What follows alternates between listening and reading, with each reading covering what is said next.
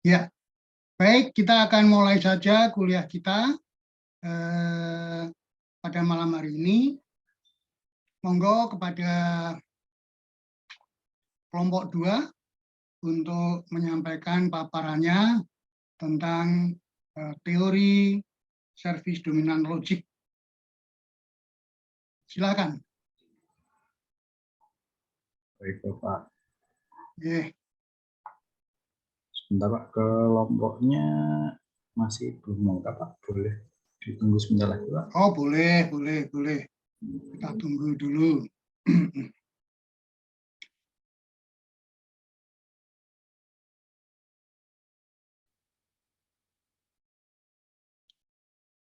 Ya, memang sengaja malam ini tadi saya minta izin ke Bupati kalau kuliah kita lakukan secara online, ya. Karena hari Rabu yang lalu kelas D itu juga dilakukan secara online. Jadi karena jam berapa? Jam pertama Prof. Pahlawan sudah melakukan online, maka saya juga tinggal mengikuti melakukan online. Ya Pak, terima kasih Pak. Yeah.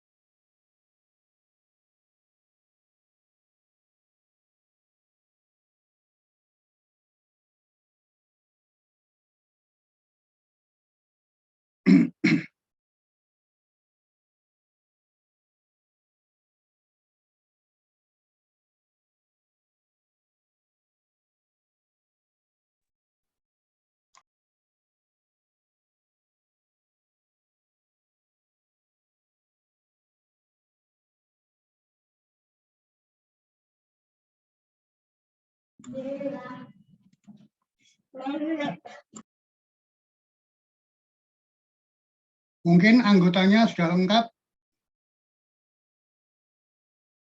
Mas Naratama, atau ya, silakan.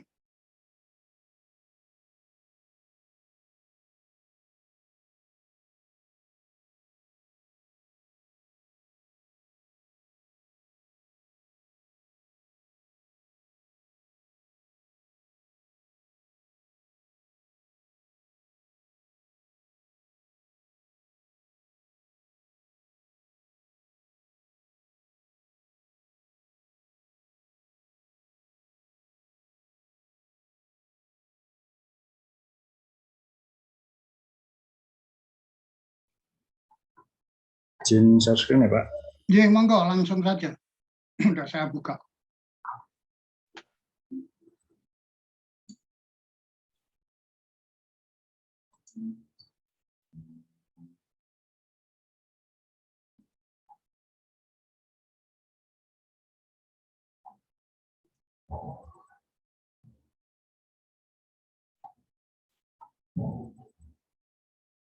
Mohon maaf, Pak, sudah terlihat mungkin, Pak? Ya, sudah kelihatan. Selamat malam, Pak Paulus dan teman-teman. Iya, selamat malam. Kenalkan, kami dari kelompok 2, anggotanya Naratama Maman, Pak Bambang Yudhoyono, Ibu Dian Noviana, Bapak Adiat Munindyo Baskoro, sama Bapak Sulistiawan. Malam hari ini kami ingin mungkin hasil diskusi tentang jurnal yang kemarin disampaikan oleh Pak Paulus, ya. Pandangan logika dominan berdasarkan layanan atau jasa.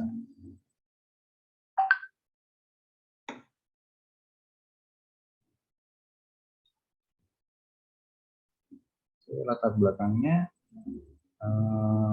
dunia yang semakin terhubung secara global mengakibatkan tingkat persaingan antar perusahaan tidak hanya dalam skala domestik saja, namun juga menjadi global. Persaingan tersebut menuntut adanya perspektif yang berbeda, baik secara teoritis maupun praktis, untuk dapat memberikan yang terbaik bagi konsumennya agar perusahaan dapat tetap eksis dalam jangka panjang dan tidak mudah untuk ditiru oleh pesaing atau memiliki keunggulan bersaing.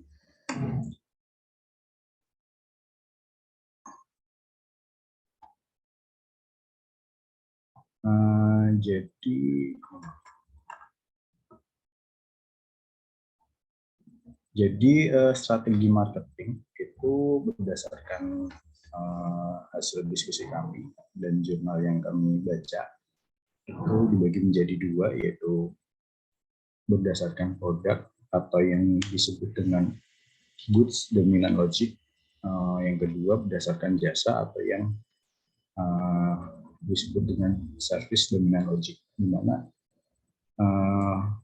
good dominant logic ini strategi marketing yang lama, dan Fargo dan Plus tahun 2004 memperkenalkan dominant logic yang baru, yaitu service dominant logic.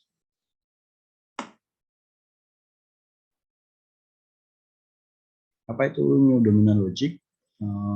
Fargo dan Plus tahun 2004 memperkenalkan dominant logic baru yang berbeda dengan good dominant logic. Dominant logic tersebut berfokus pada adanya interaksi antara produsen, konsumen, dan rekan-rekan di dalam jaringan penawaran, serta penciptaan nilai sebagai pihak-pihak yang ikut menciptakan nilai atau co-create melalui adanya proses kolaborasi. Logik tersebut dikenal dengan service dominant logic. Service dominant logic, di mana dalam logik tersebut jasa ditetapkan sebagai penerapan kompetensi melalui tindakan, proses, dan performa yang bermanfaat baik bagi entitas lain maupun entitas itu sendiri.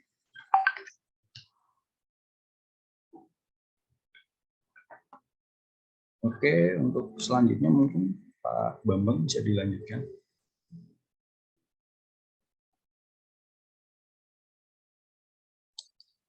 Ya, terima kasih Mas Nara. Ini sudah terdengar ya. Selamat malam. Selamat malam. Rekan-rekan semuanya. Jadi apa sih yang namanya what is good dominant logics? Jadi berangkat dari ide utama, good dominant logics adalah berfokus pada pemisahan antara produsen dan konsumen, dan hal tersebut masih tetap digunakan. Di mana hal ini bertujuan untuk memaksimalkan pengawasan produksi, efisiensi, dan maksimisasi keuntungan, dalam arti keuntungan yang maksimal. Hal tersebut biasanya dicapai dengan adanya standarisasi produk dan memproduksinya jauh dari pasar. Next. Kita lanjut, next. Mas Naratama. Nah, sekarang kita ke what is service dominant logics. Jadi yang diterangkan oleh Lons and Dutch. Jadi yang menjadi ide utama adalah pemasaran itu bukan sekedar consumer oriented, melainkan consumer centric, yang berarti bekerja sama dan belajar dari konsumen untuk beradaptasi secara individual dan memahami kebutuhan mereka yang dinamis. Jadi orientasi dari konsumer itu adalah dari konsumer itu sendiri. Next. Nah, ini perbedaan. Jadi antara orientasi barang dan orientasi jasa, di mana yang tadi itu adalah jurnalnya adalah berorientasi pada orientasi jasa, sehingga kami membedakan yang lama dan yang baru. Satu adalah orientasi barang. Tujuan aktivitas ekonomi adalah membuat dan mendistribusikan barang-barang yang dapat dijual. Sementara kalau orientasi jasa itu adalah mengenalkan atau mengembangkan kompetensi utama, pengetahuan dasar dan keahlian atas entitas ekonomi yang mempresentasikan keunggulan bersaing secara potensial. Untuk dapat dijual, barang-barang harus memiliki manfaat dan nilai selama proses produksi dan distribusi, serta harus dapat menawarkan nilai yang superior dibandingkan dengan apa yang ditawarkan oleh pesaing. Sementara untuk orientasi jasa, mengidentifikasi entitas lain dalam hal ini adalah konsumen potensial yang dapat menguntungkan dari terkait dengan kompetensi utama tersebut. Jadi yang satu adalah barang, yang satu adalah konsumen yang potensial yang berupa lewat jasa. Nomor 3, perusahaan harus menetapkan variabel-variabel keputusan pada tingkat tertentu yang dapat memaksimalkan keuntungan dari penjualan output. Sedangkan kalau orientasi jasa adalah memperkuat hubungan yang melibatkan konsumen dalam mengembangkan penawaran nilai yang customis dan bersaing untuk memenuhi kebutuhan tertentu. Jadi sekali-sekali lagi bahwa yang ditekankan di orientasi jasa adalah dari konsumen. Yang keempat, untuk memaksimalkan efisiensi dan pengawalan produksi, barang harus terstandarisasi dan diproduksi jauh dari pasar. Lagi-lagi berorientasi barang lagi, sedangkan orientasi jasanya adalah mengukur umpan balik pasar dengan menganalisa performa keuangan yang berasal dari pertukaran untuk mempelajari bagaimana memperbaiki penawaran perusahaan terhadap konsumen dan memperbaiki performa dari perusahaan. Nah, ini titik tumpunya adalah kembali ke orientasi konsumen yang berorientasi ke jasa. Dan yang terakhir dari orientasi barang adalah barang yang dapat disimpan sampai saat dibutuhkan lalu diberikan kepada konsumen. Next. Anu salah ambil dong. Coba. Pandut nasi tak Ya, dilanjut Mbak Dian ya. Silakan Mbak Dian. Ya, next slide. Yang good dominant logic itu bisa dilihat dari gambar yang atas. Perusahaan itu berpengalaman, terus knowledgeable. Pokoknya semua barang yang diproduksi itu sudah diketahui semuanya fungsinya oleh perusahaan. Lalu inovatif dan kreatif, lalu berproduksi dan menciptakan nilai dari barang yang diproduksi. Lalu yang konsumen, duduk dulu.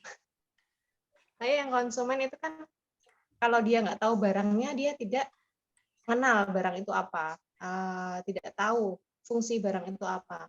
Kalau misalnya tidak tertarik sama suatu barang, dia akan bosan dan beralih ke barang yang lain. Lalu yang keempat, consume and destroy value, itu konsumen bisa beralih ke barang yang lain dan menyebabkan barang yang diiklankan itu tidak ada nilainya. Kalau yang service dominant logic itu berdasarkan sensing, sama-sama sensing and experiencing, creating, integrating resources, dan learning. Jadi perusahaan dan konsumen diajak kerjasama dan berproduksi bersama. Spesifikasi masing-masing. Next, Mas. Ini yang good dominant logic. Good dominant logic itu menganut outbound marketing, merupakan strategi di mana Anda hanya bisa menjelaskan produk yang dijual saja.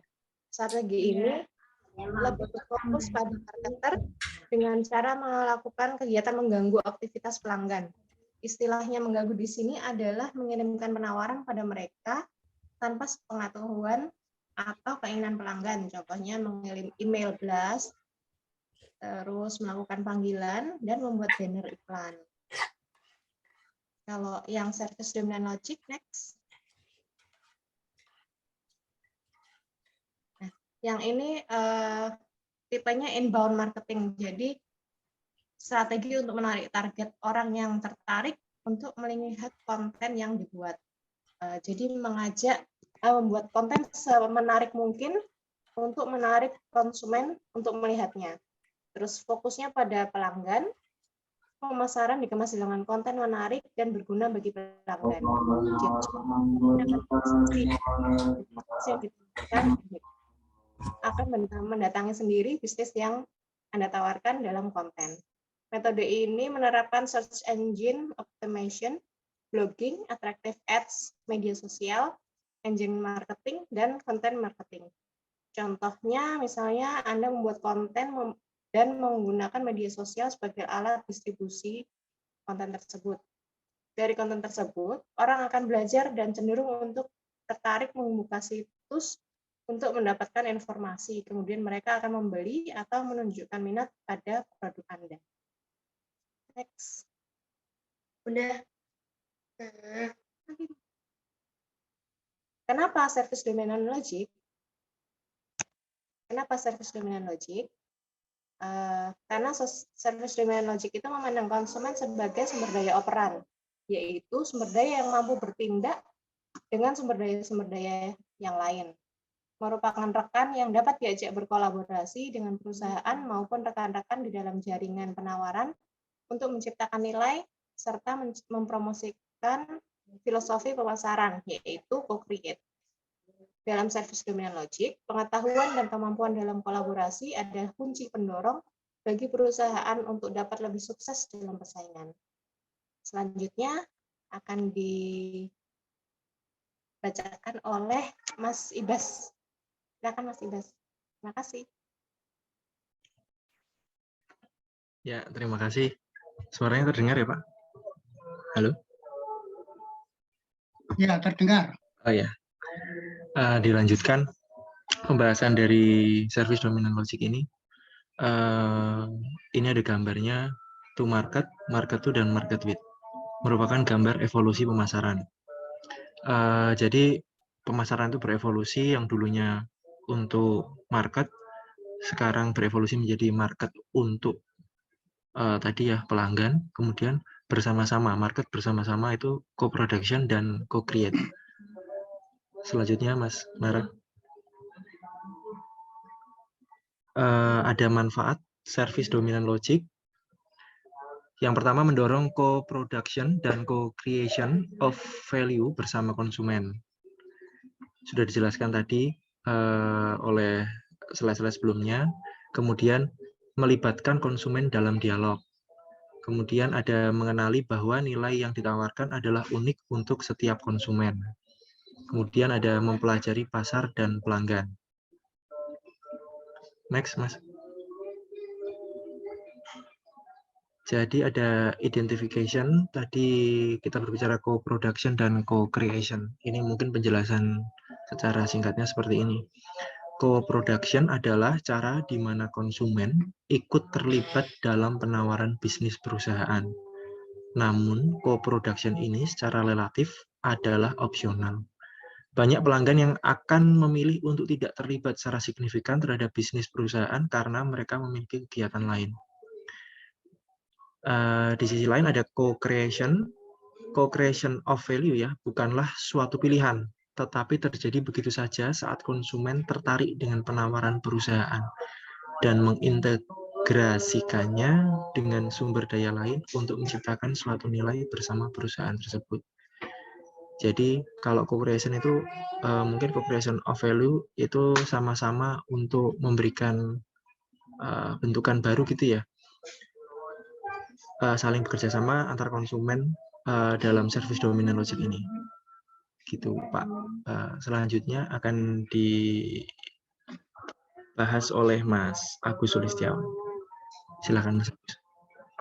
Saya melanjutkan, nama saya Ya. Agus Sulistiawan, Pak. Ya, monggo. Selanjutnya, baik Pak, manfaat dari service dominant logic itu yaitu ada dialog.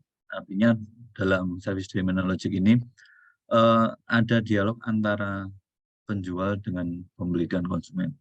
Tidak hanya itu penjual dan pembeli aja, tapi juga dengan karyawan dari penjual sendiri. Artinya semua informasi itu harus diadakan dialog agar ada informasi yang disampaikan oleh pelanggan, ada juga yang dari karyawan, sehingga akan menaikkan sisi pemasarannya itu sendiri. Jadi terdapat ada semua pemangku kepentingan itu harus menyampaikan pendapatnya sehingga pemasaran itu bisa terjadi secara optimal. Ada kekurangan bisa diketahui, ada kelebihan kekuatan-kekuatan tertentu bisa diketahui juga. Selanjutnya manfaat dari service dominant logic itu yaitu next Mas, unique value. Artinya unique value di sini ada nilai-nilai khusus yang diterima oleh pelanggan. Contohnya dalam satu mobil Kita memasarkan sebuah mobil, dipasarkan kepada pelanggan A dan B. Mungkin kepada pelanggan A itu si mobil mempunyai value berupa mobil yang gagah. Mungkin di value yang kepada pelanggan B mungkin mempunyai value yang berupa, padahal itu mobil yang sama. Artinya setiap pelanggan itu punya value yang unik terhadap satu produknya itu. Dan itu menjadi salah satu manfaat untuk service dominant logic. Next, Mas Nara. Yang terakhir itu learning. Manfaatnya itu learning. Artinya apa? Service dominant logic menunjukkan bahwa pekerjaan perusahaan yang sesungguhnya itu adalah cara perusahaan untuk mempelajari pasar dan pelanggannya. Perusahaan dengan service dominant logic ini bisa mengetahui mana sih pelanggan yang loyal, terus mana sih daerah-daerah yang lebih menguntungkan, mana sih segmen pasar yang dituju, itu sehingga dalam setiap waktunya dia akan belajar, oh kalau saya pakai strategi ini, daerah ini yang akan memberikan imbal lebih tinggi. Mungkin di daerah ini kurang bagus, atau dengan segmen pasar yang seperti ini akan lebih menarik. Jadi terus berkembang, terus memperbaiki diri, sehingga ada sisi perbaikan di situ. Itu salah satu manfaatnya dari service dominant logic. Tapi nggak semuanya juga usulan, terus pertimbangan itu diterima begitu saja. Tapi pasti ada pertimbangan-pertimbangan mana yang lebih baik, mana yang akan digunakan. Mungkin itu yang dari saya. Next, Mas, terakhir. Saya mungkin akan tutup dengan pantun ya. Karena saya tadi belum ada yang pakai pantun. Saya tutup dengan Pak Andi punya burung kenari, burung dijemur hingga siang hari. Presentasi cukup berakhir sampai sini. Mohon maaf jika ada salah dan hilaf. Terima kasih. Iya, luar biasa. Cakep. Bagus. Iya. Baik, teman-teman sekalian. Ya, di situ ada masalah service dominant logic. Ya, service dominant logic ini sebetulnya merupakan perpindahan dari good dominant logic ke service dominant logic. Oke, terima kasih untuk presentasinya. Ya. Nah, untuk menyempurnakan apa yang sudah teman-teman lakukan, saya akan share screen. Share screen tentang service dominant logic.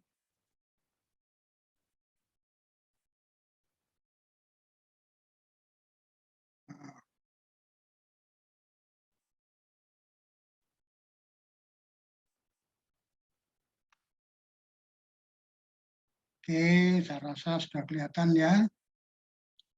Kita mulai aja.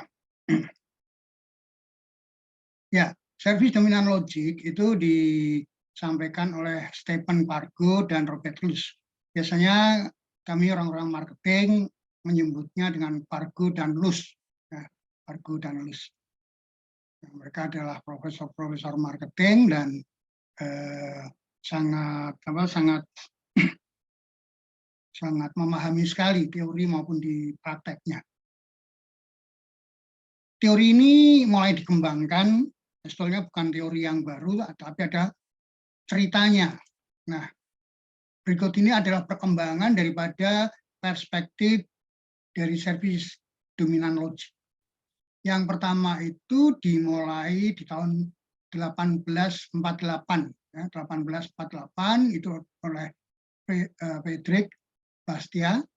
Kemudian pada tahun 1957 dilanjutkan oleh Roy Alderson, kemudian tahun 1977 itu oleh Kotler, kemudian dilanjutkan 1995 oleh Ebert Gamison, dan tahun 2000 itu disampaikan oleh Kronos, disampaikan oleh Kronos. Itu perjalanan singkat dari teori service dominant logic. Jadi ini tidak muncul secara tiba-tiba, tapi itu ada suatu proses. Dulu zaman saya belajar di S1 maupun di S2, Kami tidak belajar mengenai apa itu service dominant logic, apa itu resource advantage, theory on computation, dan sebagainya. Tapi dengan perkembangannya, karena ilmu itu kan terus berkembang, maka itu kita ajarkan, wajib kita ajarkan. Nah, apa? Biar kita di S2 tidak seperti di S1 belajar, oh penetapan harga itu begini dan seterusnya, tidak. Tapi kita sudah belajar teori dan praksisnya itu seperti apa. Karena setiap praktek itu pasti ada teorinya. Nah, tadi sudah disinggung mengenai good dominant logic versus service dominant logic. Jadi ini saya nggak akan ulang. Ya. Good dominant logic sama service dominant logic, tadi sudah disampaikan perbedaannya. Terus kemudian yang berikutnya, ada yang perlu diperhatikan, tadi ada yang nggak dibahas atau kelewatan, ya. Itu adalah yang kita kenal dengan ini dengan sumber daya operan pakai D dan sumber daya operan pakai T. Ini dua hal yang berbeda. Ya. Sumber daya operan yang pakai D itu adalah sumber daya di mana operasi atau tindakan dilakukan untuk menghasilkan efek. Jadi misalkan sumber daya operan itu katakanlah mesin, tanah, ya, dan sebagainya. Jadi ini lebih cenderung kepada sumber daya alami. Artinya apa? Di sini lebih menekankan kepada konsep sumber daya yang kelihatan daripada yang tidak kelihatan. Nah, di dalam pandangan Good Center, sumber daya operan itu memiliki fungsi yang penting. Perusahaan yang memiliki sumber daya operan besar dan biaya rendah, pelanggan juga dianggap sebagai sumber daya, menjadi sesuatu yang bisa dimanipulasi atau dilakukan sesuatu. Misalnya kita segmentasi, kita lakukan market penetration, kita lakukan promosi, dan sebagainya. Jadi, sumber daya operan yang pakai D ini menguasai sebuah, itu tujuannya adalah untuk menguasai pasar. Kalau kita bisa menguasai pasar, maka itu akan menjadi kunci sukses. Nah, menguasai pasar itu pasti akan diukur dengan yang namanya market share. Market share yaitu bagian pasar yang dikuasai oleh perusahaan atau yang dimiliki oleh perusahaan. Jadi misalkan seperti katakanlah mobil, ya, industri otomotif roda 4. Ya. Itu siapa yang paling dominan? Yang paling dominan itu adalah Astra. Karena dia menguasai market lebih dari 50%. Ya, lebih dari 50% secara keseluruhan. Tapi kalau misalkan kemudian nanti dipersempit lagi, ya pasti akan mengalami perubahan. Misalkan untuk mobil yang LCGC, ya, low cost carrier itu pasti akan berbeda. Ya, pasti akan berbeda. Tapi secara keseluruhan untuk industri roda 4, itu Astra yang paling dominan, ya, atau menguasai pasar yang paling tinggi. Nah, yang kedua itu ada yang namanya sumber daya operan pakai T. Ya. Sumber daya operan itu adalah sumber daya yang menghasilkan efek. Jadi sumber daya operan bertindak dengan sumber daya operan pakai D atau sumber daya operan yang lain untuk menciptakan nilai. Sumber daya operan sering terlihat dan tidak terwujud. Ya, tidak berwujud. Jadi di sini kalau kita lihat di dalam service dominant logic itu memasukkan unsur sumber daya yang tidak kelihatan. Ya, sumber daya yang tidak kelihatan. Apa itu sumber daya yang tidak kelihatan? Misalkan sudah saya sampaikan berulang-ulang, misalkan adalah keterampilan daripada manajemen, keterampilan daripada karyawannya, ya, kemampuan untuk melakukan research, kemampuan untuk melakukan inovasi, dan sebagainya. Ya, itu adalah sumber daya yang tidak terwujud. Dan ini biasanya berupa apa? Kompetensi inti atau proses organisasi. Ya. Ini adalah merupakan kompetensi inti atau proses organisasi. Jadi, kalau kita mempunyai kompetensi inti ini harus kita kembangkan secara terus-menerus. Itu harus kita lindungi dari sisi hukum. Ya. Kita harus urus yang namanya hak atas kekayaan intelektual, ya, yaitu apa? Paten. Paten kan ada yang sederhana, paten yang yang lebih rumit lagi, ya. Nah, itu harus kita lakukan. Itu harus kita lakukan. Karena apa? Itu adalah untuk melindungi kepentingan kita, dan itu adalah sumber daya yang mempunyai nilai, ya, sumber daya yang mempunyai nilai. Tapi kembali lagi, sumber daya yang mempunyai nilai itu juga harus bisa kita eksploitasi. Kalau sumber daya operan itu tidak bisa kita eksploitasi, ya nanti pasti tidak akan bisa menghasilkan apa-apa. Ya. Tidak seperti sumber daya operan pakai D yang statis dan terbatas. Ya. Jadi sifat daripada sumber daya operan itu adalah dinamis.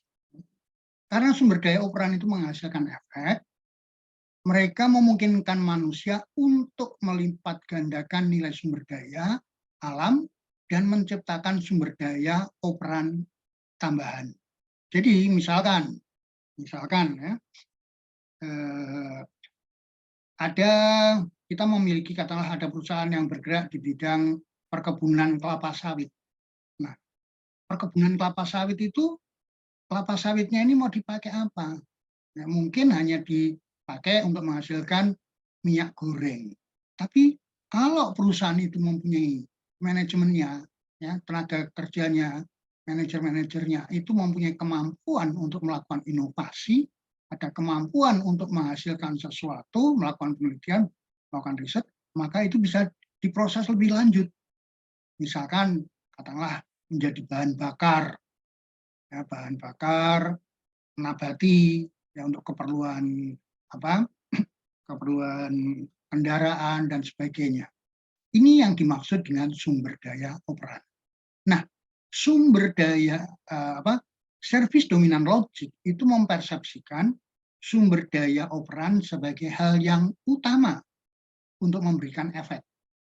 Pergeseran keunggulan sumber daya ini memiliki implikasi terhadap bagaimana proses pertukaran itu dilakukan, ya, pasar, serta persepsi dan pendekatan terhadap pelanggan. Kita lihat misalkan dalam praktek, ya, bagaimana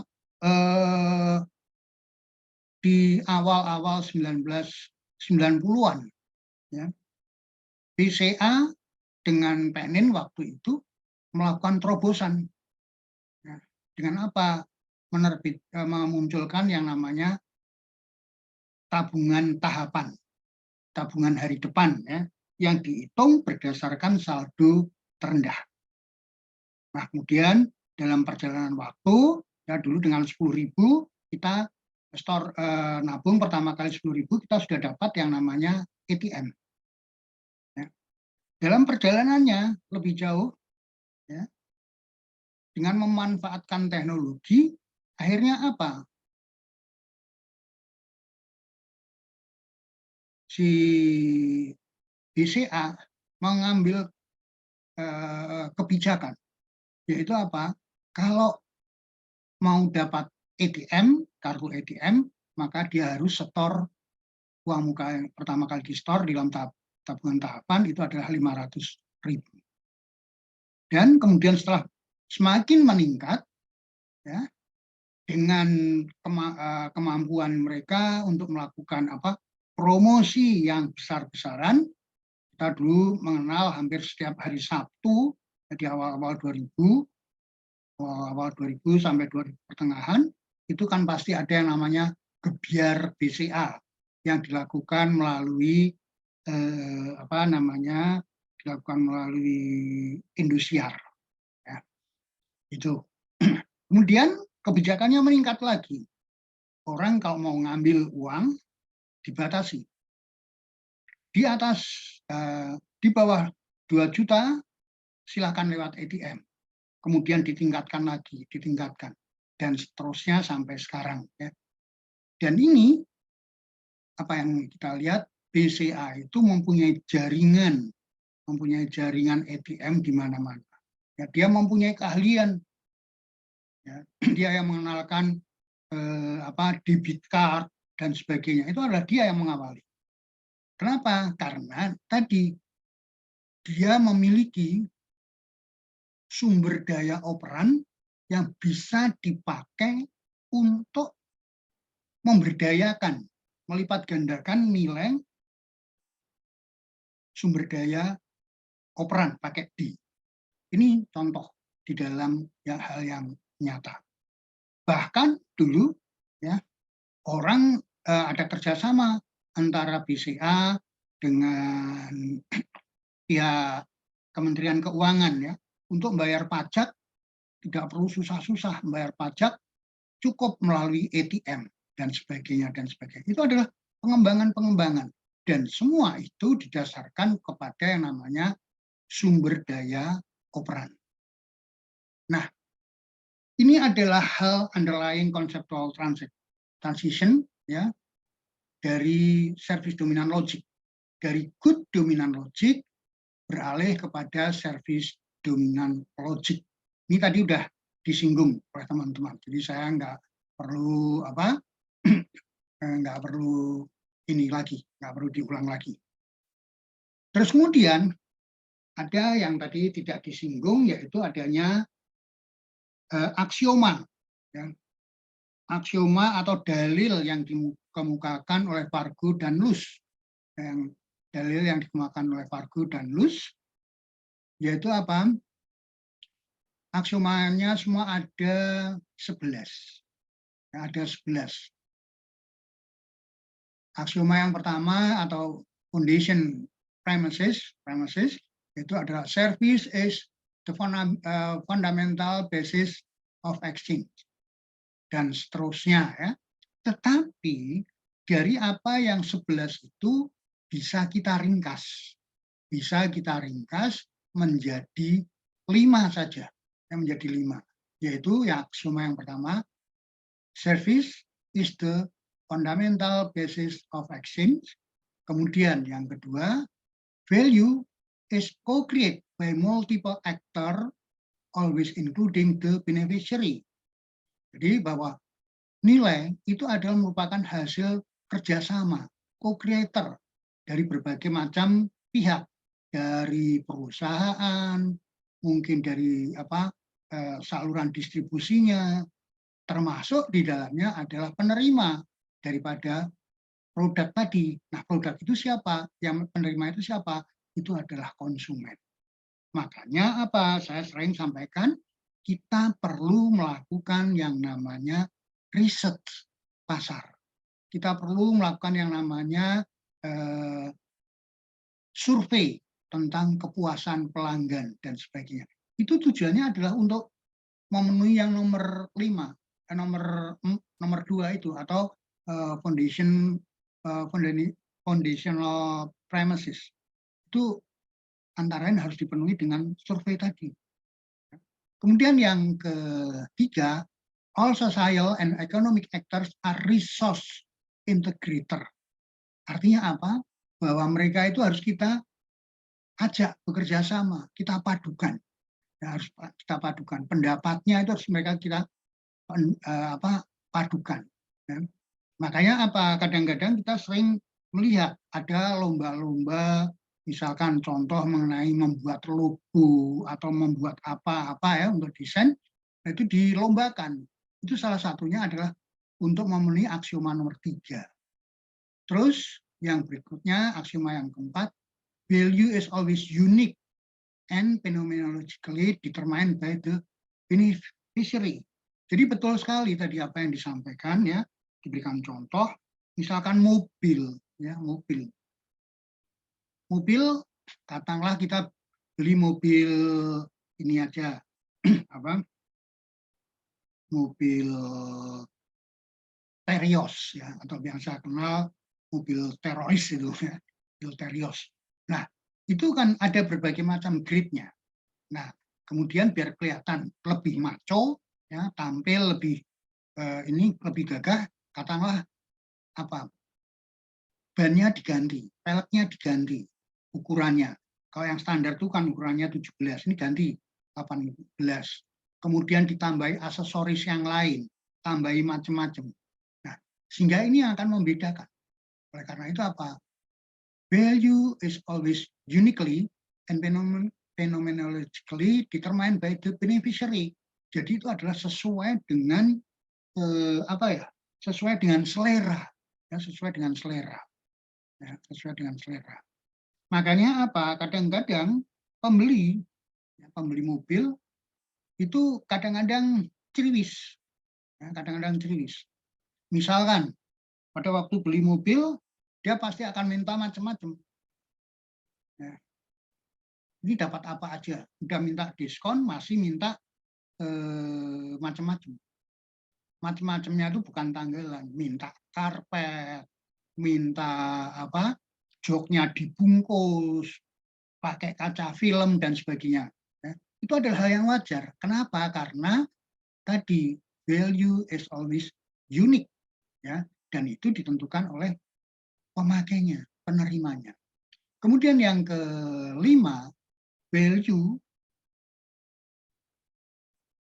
co-creation is coordinated through actor-generated institution and institutional arrangement. Jadi bisa merupakan kerjasama antara perusahaan, ya. Kerjasama antar perusahaan yang satu dengan yang lain. Kita melihat misalkan di dalam praktek kenyataan sehari-hari, mobil yang paling bagus lah, katakanlah mobil sport yang Pajero atau Fortuner. Kalau kita lihat, apakah Mitsubishi itu memproduksi ban? Apakah Mitsubishi memproduksi kaca? Apakah Mitsubishi itu memproduksi lampu?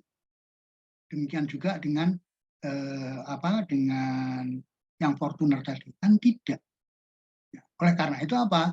Di sini disebutkan value co-creation is coordinated through actor-generated institution and institutional arrangement. Jadi ada pengaturan, ada perjanjiannya. Itu aksioma 5 aksioma. Jadi kalau 11 itu bisa kita peras menjadi 5. Ya. Oke, saya lanjutkan lagi. Nah, ini penjelasannya. Ya, apa itu yang service is the fundamental basis of exchange, itu ada penjelasannya dan sebagainya. Ini juga nggak akan saya singgung. Ya. Nah, kita lihat dulu aksioma yang pertama. Service is the fundamental basis of exchange. Layanan aplikasi dari operan resources, yaitu knowledge and skill, dipastikan memberi manfaat bagi semua pihak. Service tanpa S ya, jadi ini adalah singular, adalah sebuah proses. Ya, adalah sebuah proses. Jadi jangan sampai teman-teman nanti dicampur adukkan dengan services. Makanya di situ servicesnya saya beri S. Ya. Jadi service yang dimaksud di sini itu adalah sebuah proses. Ya. Yang tidak lain adalah intangible output. Nah, dasar dari pertukaran itu adalah proses pelayanan. Ya. Operan resources versus operan resources, D yang dan T. Operan resources itu adalah intangible. Sudah saya singgung. Sementara kalau operan pakai D, operan resources, itu adalah aset fisik. Jadi keduanya ini harus kita mampu kita kombinasikan agar apa? Bisa menciptakan nilai dan itu akan berguna bagi proses, ya, proses pertukaran. Lanjutnya, Aksioma yang kedua, value is co-created by multiple actors, always including the beneficiary. Jadi nilai itu selalu diciptakan oleh aktor ganda yang memungkinkan memberi manfaat. Nilai selalu diciptakan bersama melalui apa? Interaksi langsung atau tidak langsung dari berbagai pihak. Pandangan yang berorientasi pelayanan ini menekankan pentingnya apa? Interaksi relasional. Ya, makanya apa? Tadi kita kok perlu melakukan riset pasar. Kenapa kok kita perlu melakukan survei tentang kepuasan konsumen? Itu tujuannya adalah untuk menggali masukan dari para pembeli serta saran-saran. Ya, saran-saran. Sehingga apa? Dari hasil survei, hasil riset itu kita bisa bisa menyempurnakan, ya. Kita bisa menyempurnakan produk-produk yang kita hasilkan. Ya, produk-produk yang kita hasilkan. Ya. Pergeseran iklim perusahaan dari value in exchange ke value in use dan value in context itu menjadi penting untuk apa? Membedakan co-production dan co-creator of value. Ya. Oleh karena itu disebutkan situ di dalam tanda panah ringkasannya yaitu apa? Interaksi relasional adalah salah satu engsel untuk menggandeng multiple actor dalam proses value co-creation agar value in use dan value in context itu lebih berwujud. Ini aksioma yang kedua. Ya. Kemudian aksioma yang ketiga, all social and economic sector are resources integrator. Semua yang terlibat dalam proses penciptaan nilai adalah mengintegrasikan sumber daya yang ada. Bukan saja produser, dalam hal ini perusahaan, tetapi juga konsumen. Pelanggan seperti melalui value co-creation terjejaring untuk memungkinkan sebuah nilai tercipta bersama secara baik. Interaksi dan integrasi sumber daya menjadi kunci dalam proses penciptaan bersama, baik secara langsung maupun tidak langsung. Mendengar suara berbagai pihak itu penting untuk diintegrasikan dengan baik dalam menciptakan nilai yang baik. Jadi, kalau selama ini kita itu hanya fokus kepada, ya, kalau selama ini kita hanya fokus mencari sumber-sumber dari dalam, dari internal perusahaan untuk penciptaan value, itu sekarang sudah tidak bisa. Kita perlu melakukan hal yang lebih jauh lagi, yaitu apa? Melakukan survei, melakukan penelitian dengan siapa yang melibatkan pihak konsumen. Karena apa? Konsumen itu adalah sumber informasi yang bisa kita percaya. Selain dari konsumen sebagai pengguna, kita juga bisa menggunakan sumber-sumber informasi yang kita peroleh dari mana? Dari para jaringan yang ada di dalam saluran distribusi. Mulai dari pedagang besar, agen, sampai dengan outlet, ya, itu adalah sumber informasi. Di samping dari para pelanggan. Di samping dari pembeli, konsumen. Itu adalah sumber-sumber informasi. Ya. Anggota saluran distribusi, apakah itu wholesaler, apakah itu agen atau yang lainnya, atau outlet, itu kan dia berhubungan langsung dengan para pelanggan. Ya, berhubungan dengan pelanggan. Dan dia yang di lapangan, yang kadang-kadang membandingkan, mendengar masukan daripada konsumen, ya, dari pembeli. Pembeli itu kadang-kadang kan membandingkan antara produk kita dengan produk pesaing. Ya, produk kita tuh punya kelemahan di sini, dia punya kelebihan di sini, dia itu lebih irit, lebih sophisticated dan sebagainya dan sebagainya. Nah, ini yang harus kita serap. Itu yang harus kita serap dan itu kemudian kita olah. Ya, kita lihat kekurangan kita di mana. Ya, kekurangan kita di mana sehingga apa?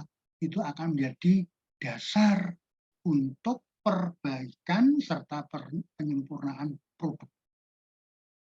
Contoh, ya contoh. Dulu yang namanya mobil Terios maupun Rush itu kursinya hanya 2 baris. Kursi depan, supir dan penumpang yang depan, serta baris tengah. Jadi hanya paling bisa dipakai 4 sampai 5 orang. Barangnya bagasi untuk tempat bagasi itu luas. Nah, kemudian dengan adanya masukan dari para pembeli, akhirnya itu memberi peluang bagi perusahaan dalam hal ini Toyota maupun Daihatsu, yaitu apa? Untuk memproduksi atau menerima pesanan untuk memberi memberi bangku yang ketiga, ya bangku yang ketiga. Walaupun dengan konsekuensi agak sempit di bagian belakang, sehingga kendaraan itu bisa disebut 7-seater. Kalau tadinya hanya 5-seater atau 4-seater, sekarang menjadi 7-seater. Nah, untuk itu, apa yang dilakukan? Yang dilakukan perusahaan tentu harus menambah. Dan untuk tambahan bangku yang baru, itu ada harganya.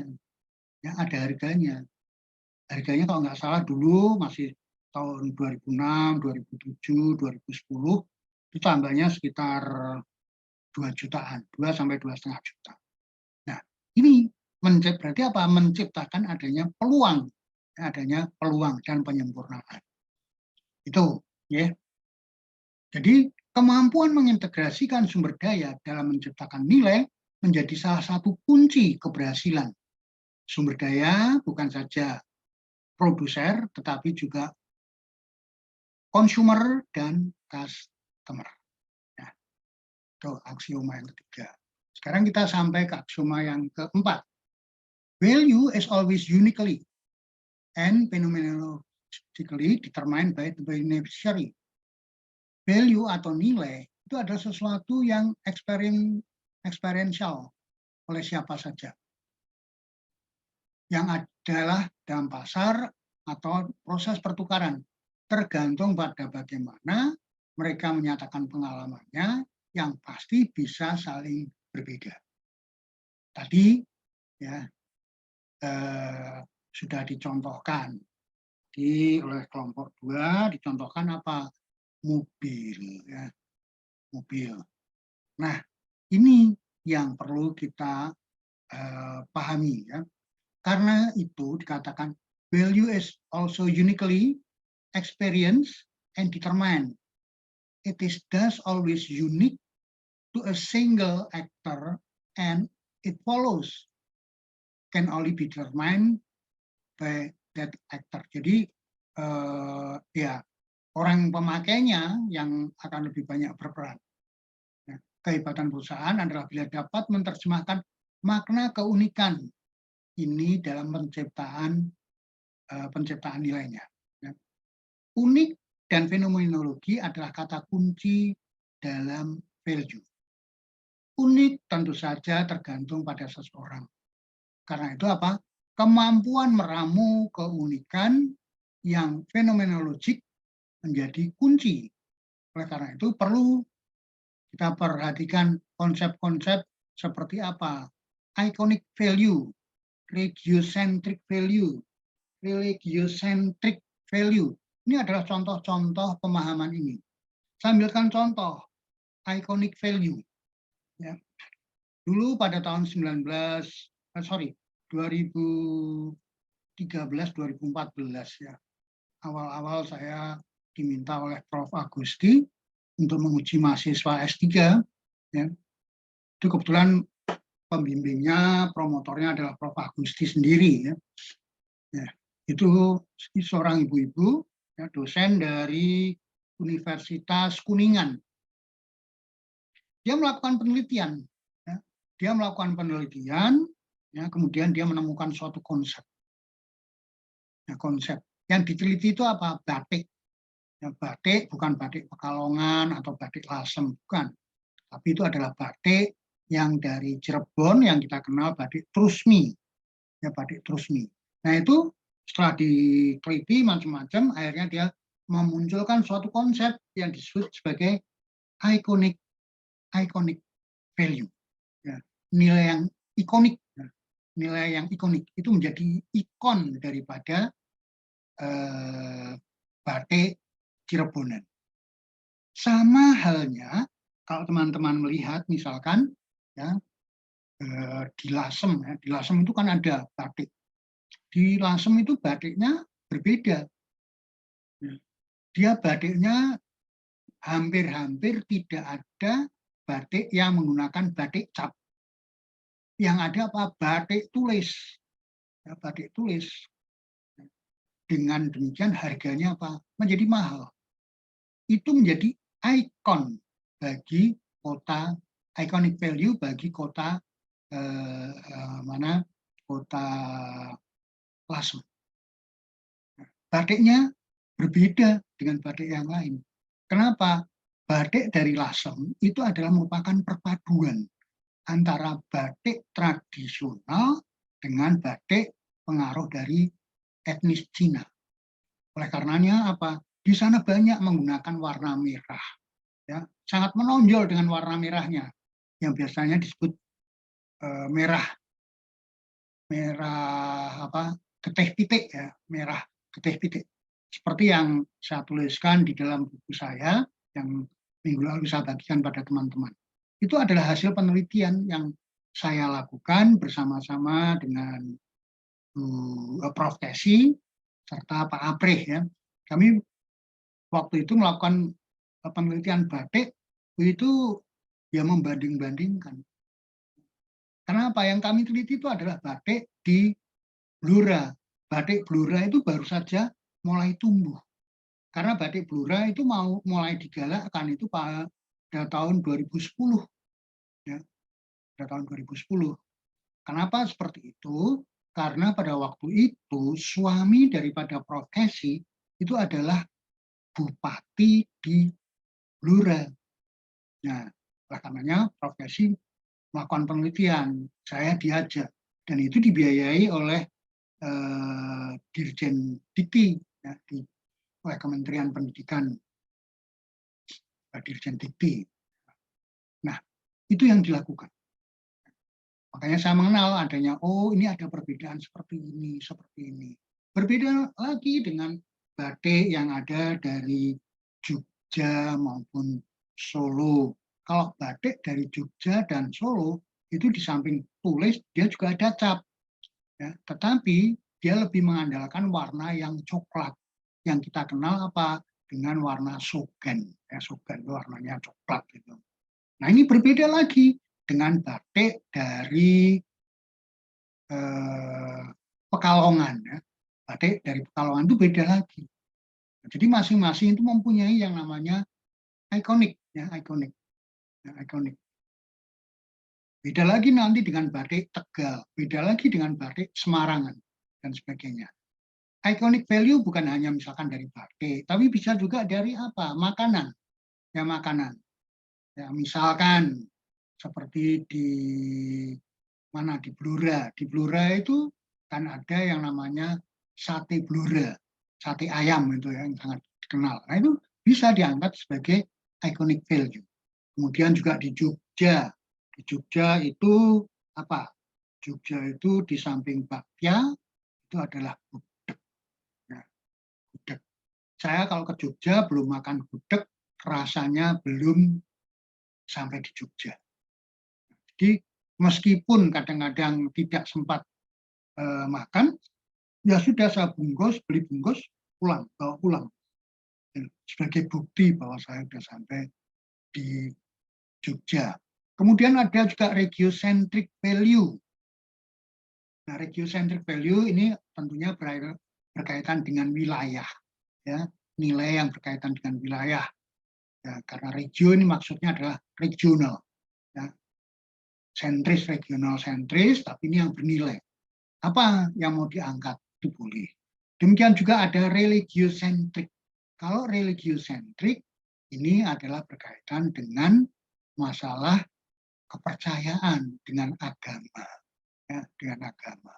Misalkan, ya, misalkan kita membuat bajunya yang khas, baju busana muslim, ya, entah itu kerudung, entah itu baju koko dan sebagainya, itu bisa dibuat sebagai religiosentrik.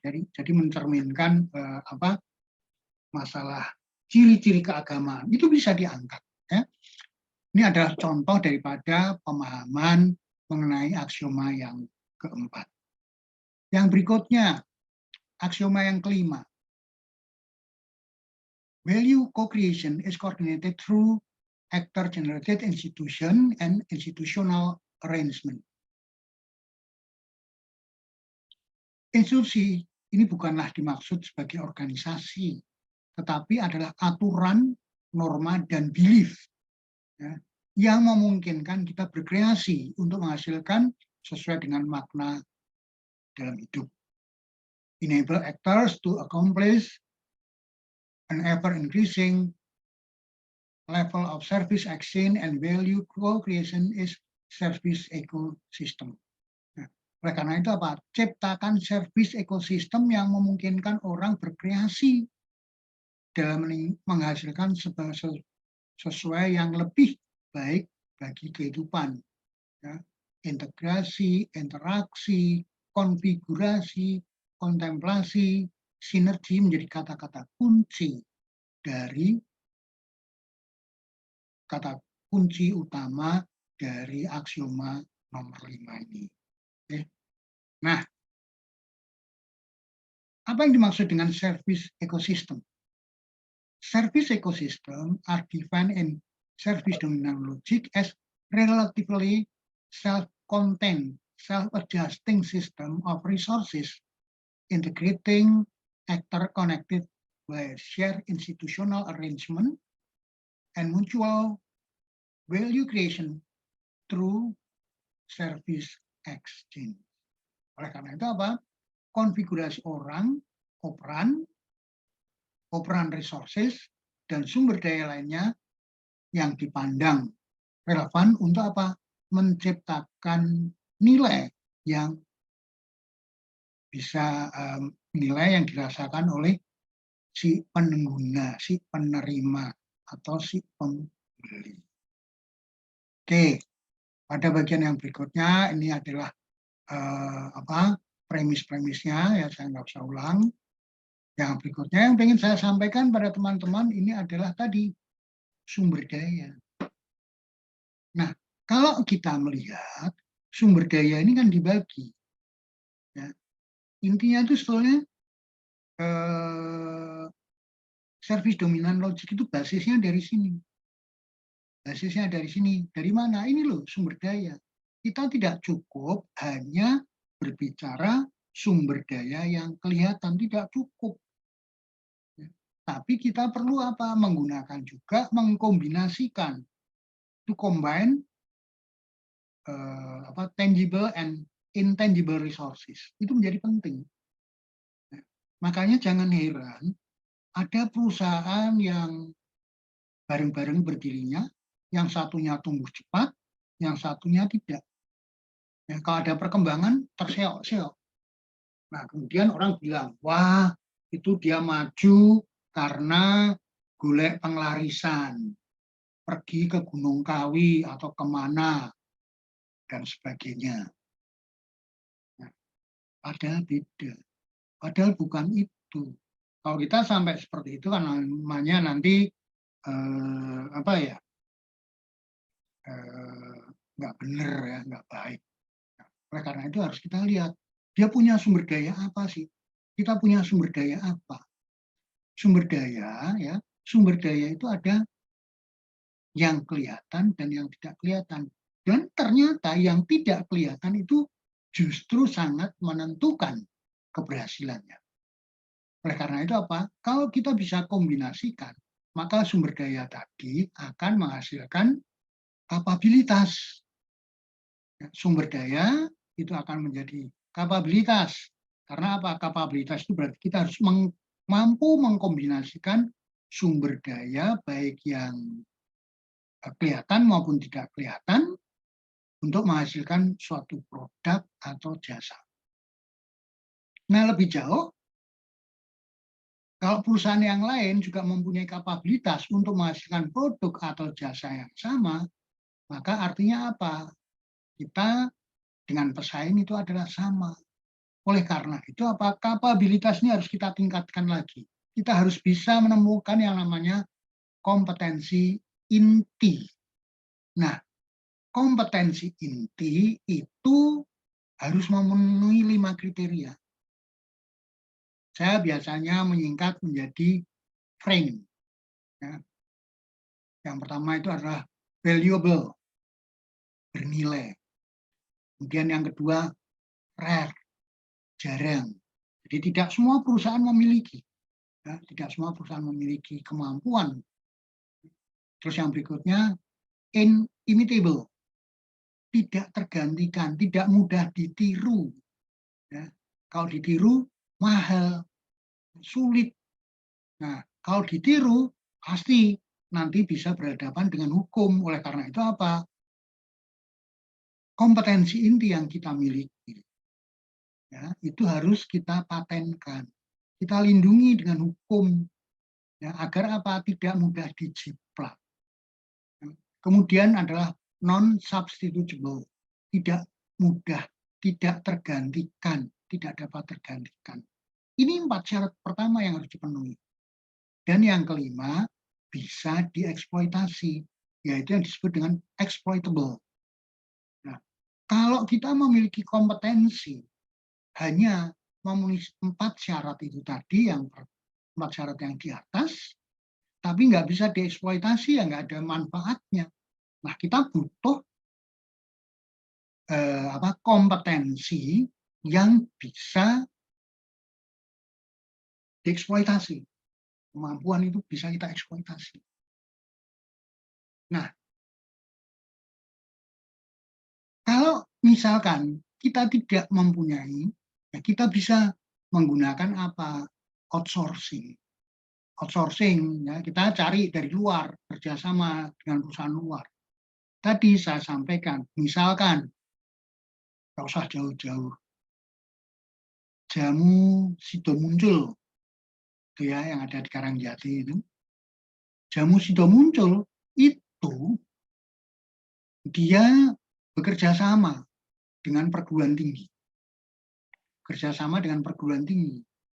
Ya, Pak Erwan Hidayat menyadari walaupun perusahaannya sudah mempunyai laboratorium, ya, didukung dengan laboratorium yang sangat canggih dan memadai. Tetapi dia menyadari bahwa itu tidak cukup. Kenapa? Karena sumber daya yang dimiliki terbatas. Orang-orang yang ada di lab itu terbatas kemampuannya. Oleh karena itu apa? Dia bekerja sama dengan Universitas Gadjah Mada, ya, dari Fakultas Farmasi. Dari Fakultas Farmasi Universitas Gadjah Mada itu kan ada laboratoriumnya, dosennya juga banyak yang doktor, ada yang profesor, ya. Nah, itu diajak kerjasama. Waktu itu diajak kerjasama untuk meneliti apa? Temulawak, kurkuma itu, serta kunyit. Ya. Secara ilmiah ini apa sih kandungannya? Manfaatnya itu apa?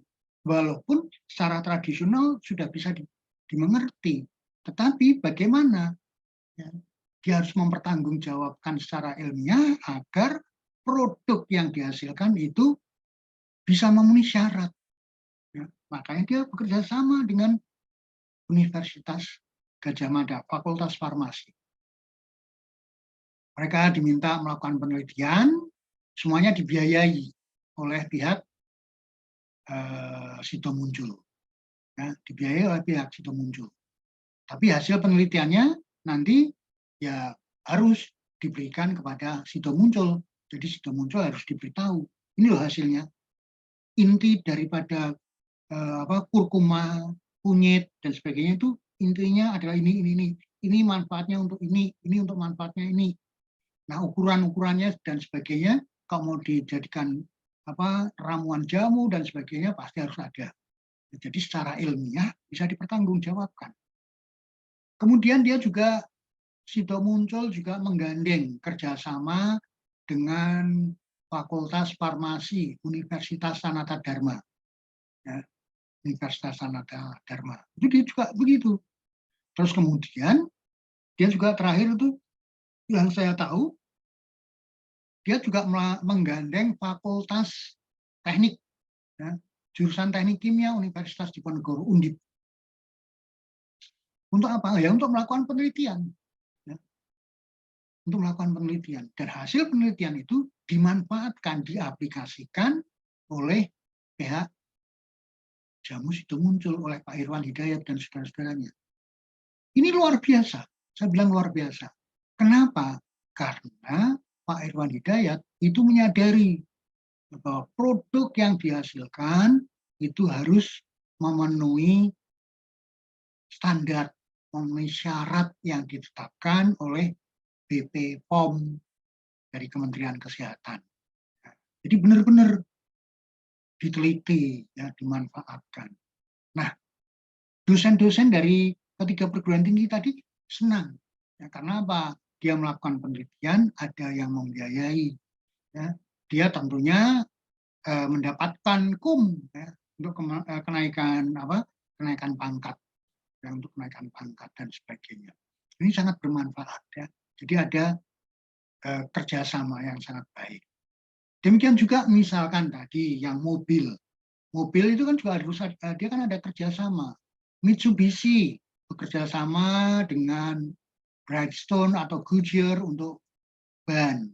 Ya. Dia juga bekerja sama dengan katakanlah Pioneer untuk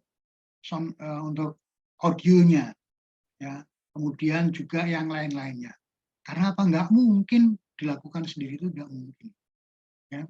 Karena kalau dia harus melakukan sendirian, waduh, berapa itu biaya yang harus dikeluarkan? Berapa investasinya? Berapa return on investment-nya dan sebagainya, itu menjadi mahal. Oleh karena itu apa? Kalau kita tidak mampu, ada hal yang tidak mampu, oke, serahkan pihak lain ya untuk melakukan, kita menggunakan outsourcing atau yang biasa kita sebut dengan istilah sinergi, ya. Bukan sinergi, aliansi, ya, aliansi kerjasama, kerjasama.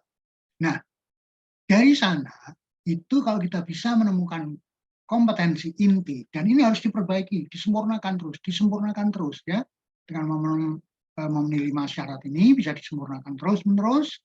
Nah, itu akhirnya akan menjadi apa? Keunggulan daya saing. Dan keunggulan daya saing ini adalah akan kita manfaatkan bagi kepentingan strategi bersaing, ya, keunggulan bersaing. Ini kita sekali lagi kadang-kadang yang di sini kita kadang-kadang lupa, ya, kadang-kadang lupa. Nah, wah, kalau saya pas memberi pelatihan diundang dari dinas koperasi dan UMKM, ya, masalah membahas mengenai UMKM, memberi pelatihan, kadang-kadang UMKM itu ngeluhnya apa? Pak, sumber daya saya terbatas, Pak, saya nggak punya modal dan sebagainya. Ya karena saya melihat, ya karena dia nggak maju karena dia berpikirnya hanya berpikir secara sumber daya yang fisik. Yang nggak fisik nggak dilihat. Padahal sebetulnya kan dia bisa bekerja sama, ya, bekerja sama dengan pemasok, ya. Dengan pemasok kita bisa bekerja sama. Itu yang biasanya kita sebut sebagai apa? Modal sosial, ya, modal sosial, ya, modal sosial. Nah, modal sosial ini kan ada pemasok, ada teman, dan sebagainya. Nah, ini kan bisa kita manfaatkan untuk apa? Memunculkan adanya kapabilitas, sehingga memunculkan ide-ide. Itu. Nah, kompetensi inti sebagai kapabilitas strategi ini tadi yang saya sampaikan. Core competence sebagai strategi capability harus memenuhi bukan 4 lagi tapi 5, ya, harus memenuhi 5. Ya. Kalau tidak memenuhi kelima tadi yang saya sebut dengan friend,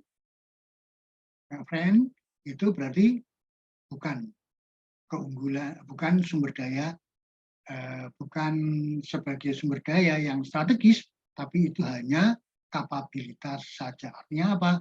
Perusahaan kita ya sama dengan perusahaan yang lain. Kemudian yang berikutnya, nah ini arahan sumber service dominan logik bagi para praktisi pemasaran itu apa?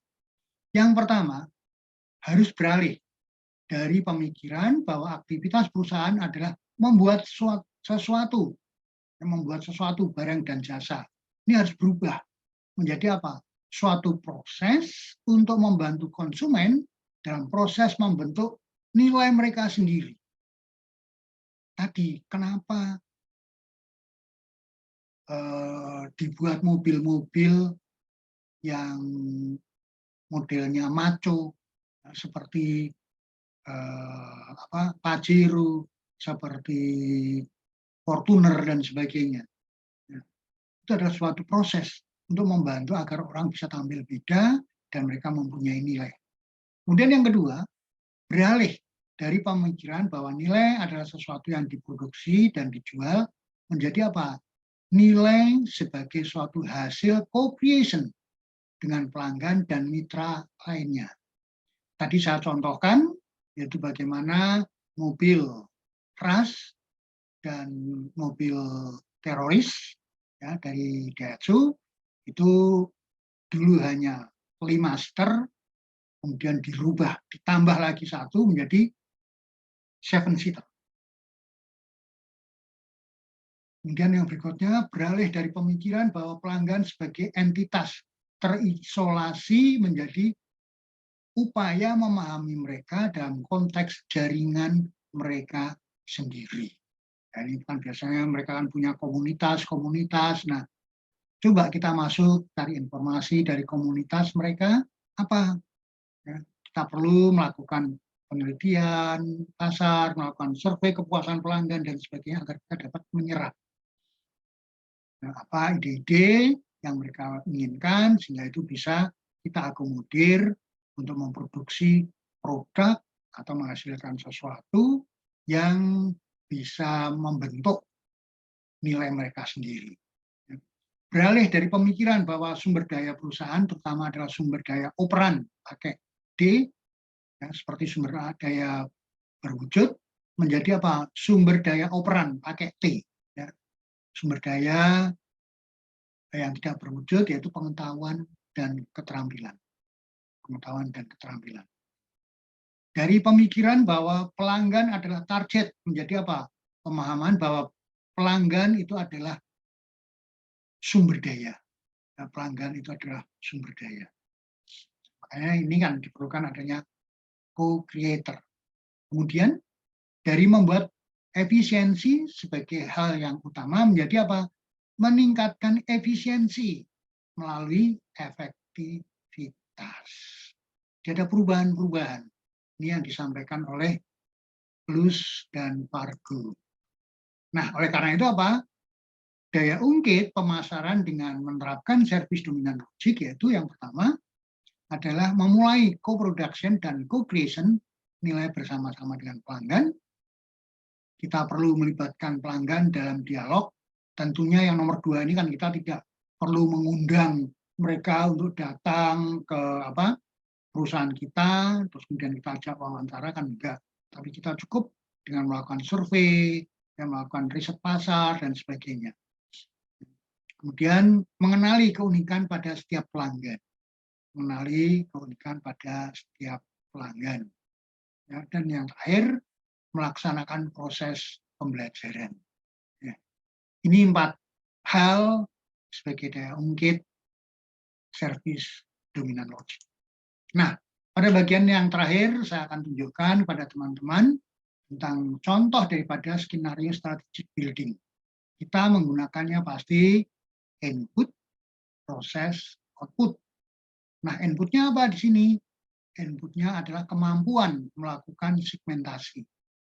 Kemampuan melakukan segmentasi. Artinya apa? Pasar yang sifatnya heterogen, ya, pelanggan yang sifatnya heterogen harus kita kelompok-kelompokkan menjadi yang homogen. Berarti kita harus mempunyai kemampuan melakukan mengolah data, mencermati data. Ya. Kita harus mencari datanya. Kemudian yang kedua, kemampuan melakukan inovasi. Melakukan inovasi. Nah, kalau ini kita gabung, prosesnya bagaimana? Ya, kemampuan melakukan segmentasi itu kita harus bisa benar-benar memilih segmen pasar yang reliable, yang bisa dijangkau, Dan kemampuan melakukan inovasi itu akan mempengaruhi apa? Produk. Kita harus bisa menciptakan produk-produk yang unggul, ya. Dan produk-produk yang unggul itu akan ditentukan oleh reliabilitas pasar yang kita pilih, pasar sasaran yang kita pilih. Misalkan pasar kelas atas dengan pasar kelas menengah dan kelas bawah pasti beda. Ya. Saya ambilkan contoh, itu ada mahasiswa di semester 3 ya, yang kebetulan dia bekerja di salah satu perusahaan. Ya. Dia melakukan penelitian, kebetulan yang bimbing saya dan Pak Endarto, itu melakukan penelitian tentang apa? Tentang kenapa perusahaan di tempat dia bekerja, ada perusahaan gade swasta, itu memilih segmen yang segmennya itu high end. Jadi golongan atas. Nah, golongan atas. Itu apa? Dasarnya apa? Itu sedang diteliti. Nah, itu contoh, jadi apa? Dia bisa reliabilitas segmen pasarnya itu akan diteliti, kemudian produk yang unggul itu apa, gadenya seperti apa. Ya. Nah, kemudian ini juga akan menentukan keunggulan positioning. Ya, keunggulan positioning.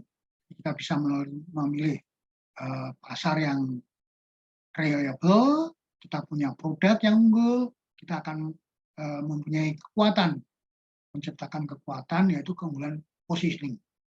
Dan yang berikutnya juga ini, karena kita mempunyai kemampuan melakukan inovasi, nah kita akhirnya apa? Sekarang pemasaran tidak lagi dengan menggunakan konsep pemasaran tradisional, tapi kita bisa menggunakan apa?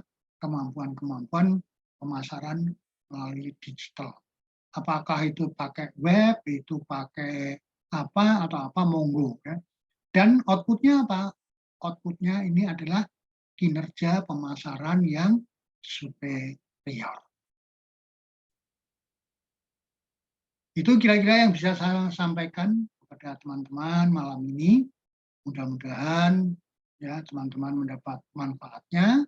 Ya, ada 2 teori yang sudah dipelajari. Yang satu adalah RATOC, yang kedua adalah SDL. Baik, sebelum saya akhiri, nanti minggu depan kita lanjutkan dengan grup yang ketiga. Ya, kita akan bahas teori yang lain. Ya, teori yang lain yaitu adalah consumer culture theory, CCT, ya, consumer culture theory. Baru nanti setelah itu kita akan lanjut dengan yang lainnya. Baik, begitu teman-teman sekalian. Selamat malam. Sampai di sini pertemuan kita. Selamat malam, Pak. Terima Ya, kasih. selamat malam. Sampai di sini pertemuan kita. Dan